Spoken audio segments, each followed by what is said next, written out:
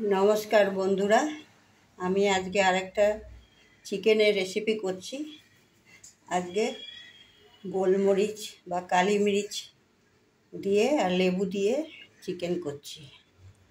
এটা দেখুন পেঁয়াজগুলোকে আমি কুচিয়ে নিয়েছি, ওর মধ্যে আদা রসুন তেজপাতা গরম মশলা একসঙ্গে বেটে দিয়ে দিয়েছি, তার মধ্যে হলুদ গুঁড়ো দিয়েছি, নুন দিয়েছি, সর্ষের তেল দিয়েছি। এখানে 1.5 কিলো চিকেন আছে, আমি 100 গ্রাম সর্ষের তেল দিচ্ছি।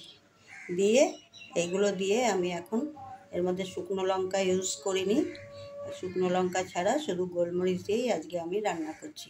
এটা প্রেসার কুকারে রান্না করব, এটা 1 সিটিতেই হয়ে যাবে, জল ছাড়া, কোনো জল দেব না। এগুলোকে মাখিয়ে আমি প্রেসার কুকারে বসিয়ে দেবো, একটা সিটি হলেই আমি নামিয়ে দেব।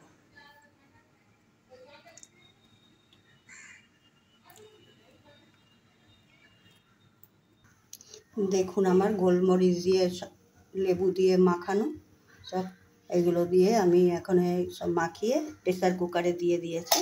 দেখুন আমি 1 ফোঁটাও জল দিইনি এতে, দেখুন পুরো একদম ড্রাই। এটা আমি একটা সিটি দিব, খুব চটজলদি হয়ে যাবে আর খেতেও টেস্ট হয়। দেখুন আমার 1 সিটিতে গোলমরিচ দিয়ে আর লেবু দিয়ে ঝোলটা করেছি। এই দেখুন একদম জল দিয়েছিলাম না, আপনাদের দেখিয়ে দিয়েছিলাম, দেখছেন কতটা জল বেরিয়েছে। এটা এরকম করে রান্না করে দেখবেন, একবার ট্রাই করে খেয়ে দেখবেন, তবে বলবেন কেমন হয়েছে।